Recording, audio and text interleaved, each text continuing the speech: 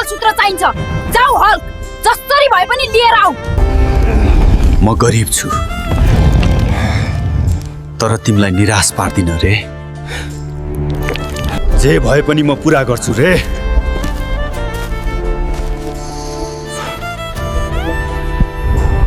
सुन्नुहोस्, जो कोही पनि यो बिस्ट हल्कलाई हराउँछ उसले 10 करोड रुपैयाँ र 50 तोला सुन जितेर लैजान्छ।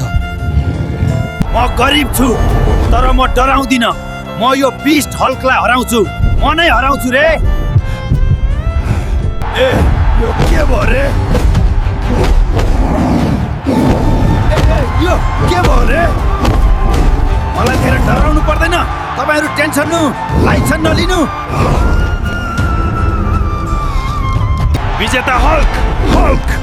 यो मैले के बोलेछु रे? हल्कु, माफी गर। अब कहिले पनि तिमीलाई केही भन्न न रे।